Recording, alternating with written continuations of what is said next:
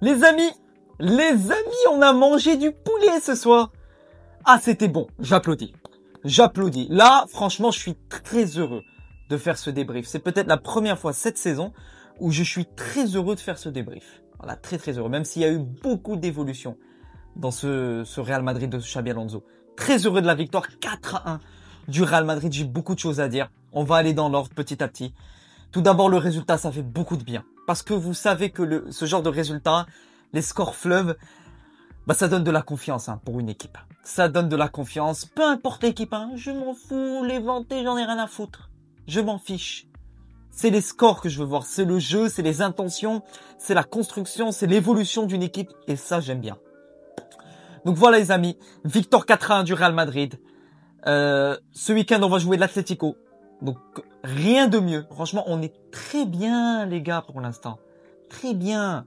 6 sur 6 en Liga, leader, aucune défaite. C'est beau, c'est beau. Donc premièrement, j'ai envie de parler de Vini. Les gars, on va aller dans l'ordre.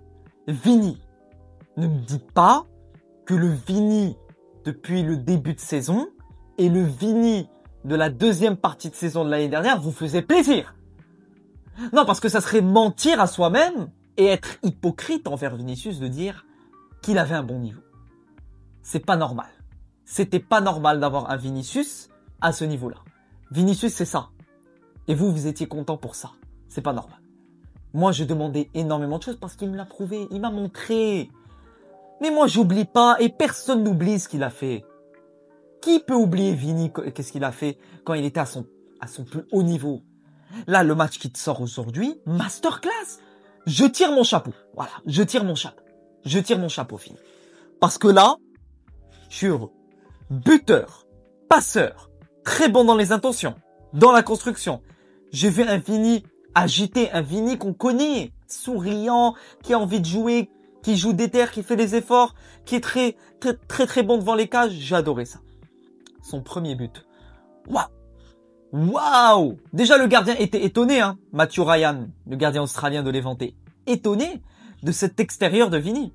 Même moi, je m'attendais pas à ce qu'il mette cet extérieur. Pour moi, il allait enrouler ou bien il allait mettre un petit plat du pied.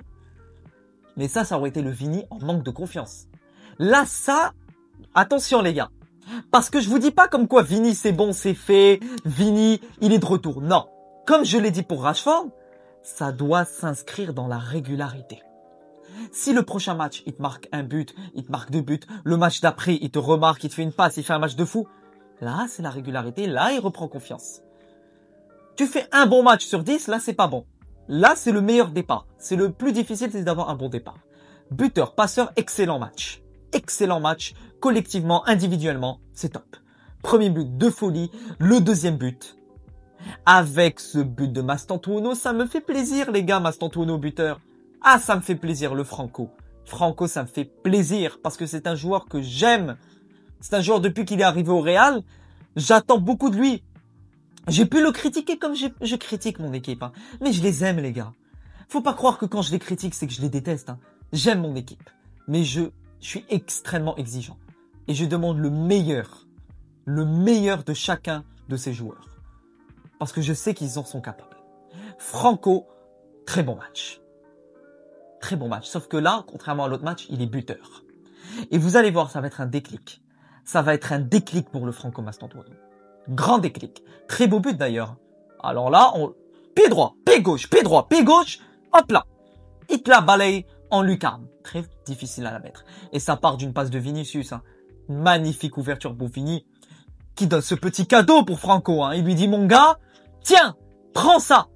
Et t'as intérêt à la mettre. Et il l'a mise. Ah ça fait plaisir.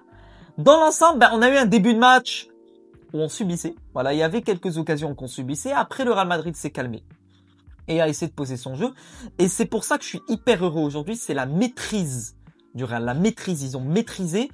Malgré avoir encaissé ce but en début de deuxième mi-temps, c'est la chose que je pourrais leur reprocher, c'est qu'ils ont tendance à mal démarrer leur mi-temps ou à faire une mi-temps sur 2. Ils n'ont pas tendance à faire un match concentré de A à Z sans prendre des fautes bêtes, des petites occasions bêtes, des buts bêtes. Et c'est quelque chose qu'il faudra travailler évidemment avec le temps contre les gros. Et on aura un gros test ce week-end, c'est l'Atlético, peu importe, même si c'est un Atlético très mauvais, très malades. Ça reste l'Atlético, on les joue chez eux. Et ils auront la hargne pour récupérer des points contre le Real parce que ça sera peut-être leur dernière chance de sauver, entre guillemets, leur championnat qui s'annonce très compliqué pour eux. Donc la compo de Xabi Alonso. Déjà, on partait sur un 4-3-3. Hein. Je voyais Twitter, je vois 4-3-3, je me dis ok. Et là, je vois 3 défenseurs. Voilà, je lance la télé, je vois Bein, je vois 3 défenseurs. Alors là, je me dis, ouh, soit ça passe, soit ça casse. Parce qu'il faut savoir que, depuis le début de saison, Xabi Alonso n'a pas eu une seule compo fixe. Toutes les compos sont différentes. Et ça peut être un point positif comme négatif. Mais pour l'instant, c'est un point positif parce que Xabi te montre clairement qu'il a des options, qu'il a des cartouches, qu'il sait ce qu'il fait. Xabi sait ce qu'il fait. On peut rien lui dire sur ça. Et j'ai même aimé l'attitude des joueurs défensivement aujourd'hui. J'ai beaucoup aimé l'attitude des défenseurs défensivement. Ça peut être quelque chose à revoir. J'ai envie de retester ce dispositif à 3. Ça peut être très intéressant. Surtout avec l'instauration d'un Jude Bellingham, d'un Camavinga, tout juste revenu de blessure, toujours revenu. Ça peut être très bon. Il récupère en rythme. Tu as les gros matchs qui arriveront. Ça peut être très très beau à voir. Titularisation de Dani Ceballos, d'Arda Güler. J'ai beaucoup aimé. Hein. Ah franchement, j'ai aimé. Franchement, j'ai pas de flop pour ce match. J'ai pas forcément de gros flop. Je suis en train de réfléchir, mais je pense que je n'ai pas de flop vraiment pour ce match. À part un Fede Valverde que je trouve encore discret. Il avait tenté une petite frappe au début de match, mais après c'est vraiment discrétion totale au niveau des frappes et au niveau... il tente moins. Il tente beaucoup moins et ça me fait mal. Voilà, j'ai envie de voir un Valverde qui tente beaucoup plus parce qu'on l'a vu, il a tenté une frappe, il l'a cadré et c'était dangereux. Donc on sait qu'il a encore cette cartouche de frappe. Après, je sais pas pourquoi il ne frappe pas. Je sais pas pourquoi il a arrêté de frapper et de tenter ses frappes. Je ne sais pas. Est-ce que c'est une demande du coach? J'en sais rien.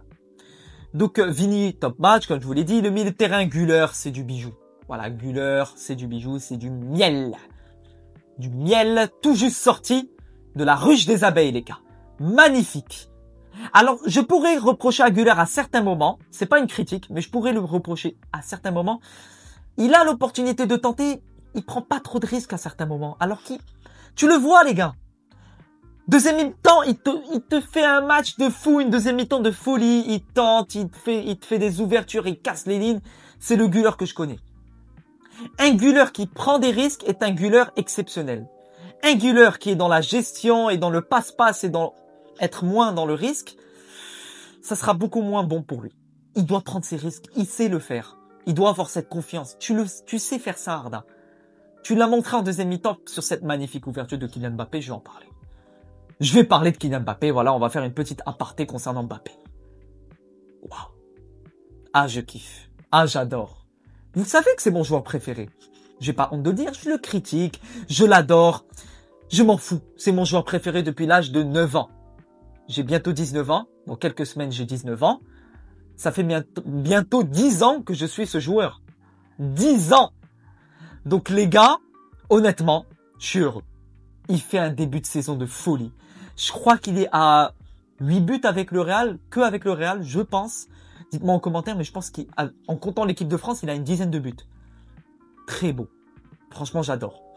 Je sais pas si le ballon d'or de Dembélé et la Ligue des Champions du PSG, ça l'a titillé un peu. Peut-être que ça aurait été la meilleure chose pour le réveiller un petit peu, pour le bouger.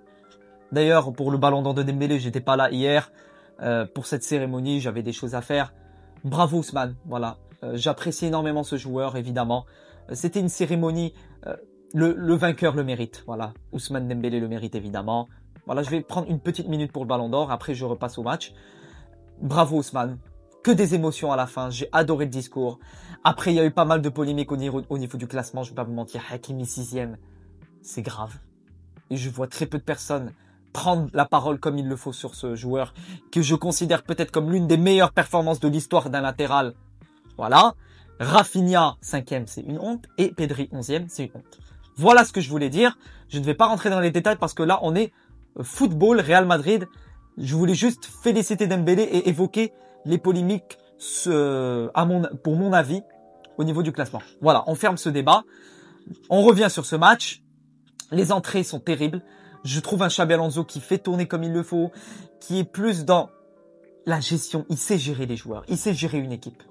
Il sait gérer une équipe. Et ça, j'aime bien. J'aime bien. Mbappé qui te met cette panenka sur penalty qui est méritée. Voilà, déstabilisation. Identique le penalty comme face à Osasuna en début de saison. C'est la spéciale Mbappé, ça me rappelle un peu Vasquez.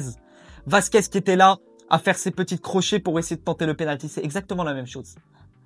Les latéraux, j'ai beaucoup aimé aussi. J'ai envie de parler un petit peu de Fran Garcia, que j'aime beaucoup. J'aime beaucoup ce qu'il a pu apporter. J'aime beaucoup parce que ces centres, 90% des centres qu'il tente, ben c'est des centres qui sont dans la surface, il casse des lignes, il est très bon pour vraiment faire ses bonnes passes. Il est très très bon dans le surpassement de soi. Il est bon.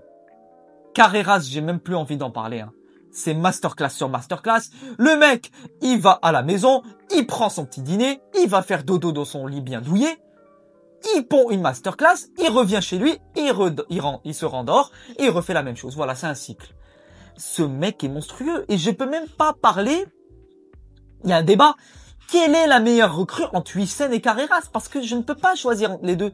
Ce sont deux top recrues, deux top cibles du Real Madrid. Le Real Madrid a très bien ciblé ces deux joueurs-là. Très bien ciblé. Asensio latéral, j'ai aimé. Voilà, en fait, globalement, j'ai beaucoup aimé. À ce match, dans la globalité, aura été très très bon pour le Real Madrid. Aura été très très bon dans la maîtrise du ballon, dans l'intensité, dans le pressing à la fin du match. Malgré mener 4-1, tu étais là à presser, tu étais là à donner. Tu n'abandonnais pas, c'est pas parce que tu fais 4-1 que tu as le droit d'encaisser un ou deux buts. Non, c'est pas ce qu'on a envie de voir et ils l'ont bien compris. Ça fait plaisir les amis. Donc voilà, très heureux pour ce match. On va affronter l'Atlético très prochainement. Ça va être un match hyper important. Hyper important. Ça peut être vraiment un match qui peut, voilà, c'est des points hyper importants qui peuvent compter pour la suite d'une Liga et d'un championnat. Si tu veux gagner une Liga, ça passera par ce genre de match. Les derbies. Et il faudra évidemment le gagner. Je suis en train de réfléchir si j'ai oublié quelqu'un. Il a fait de la rotation. Il a fait de la rotation. Tchouaméni sur le banc. Militao également. Donc il fait tourner un petit peu. Ah, j'ai failli oublier. Courtois, les gars, je sais pas, il y a quelque chose que j'ai remarqué. C'est que j'ai pas aimé ses relances. Il est pas à l'aise dans les relances. À chaque relance, ça va, c'est un ballon qui est pour l'adversaire. Donc à chaque relance est ratée et c'est dans les balles dans les pieds de l'adversaire justement. J'aime pas les relances de Courtois. Voilà, j'ai pas aimé les relances de Courtois. À revoir. Attention. Parce que dans les gros matchs, ça peut être un point sur lequel les équipes adverses pourront s'appuyer. Hein. Les mauvaises relances du gardien. Donc attention, c'est un petit point que j'ai envie de notifier. Mais sinon, très content du match, globalement de l'équipe. Très très fier. Niveau finition, niveau mental, niveau combativité, niveau maîtrise. J'ai adoré. Donc voilà les amis, c'est tout ce que je voulais dire pour ce débrief de ce Real Madrid, plutôt l'Éventé Real Madrid, victoire 4-1. On se retrouve très prochainement pour l'avant-match de Atlético Real. Je vous tiens au jus. L'avant-match sortira très prochainement. Prenez soin de vous. Et enfin, à la Madrid, et nada más. Et à bientôt pour de nouvelles aventures. Ciao les gars!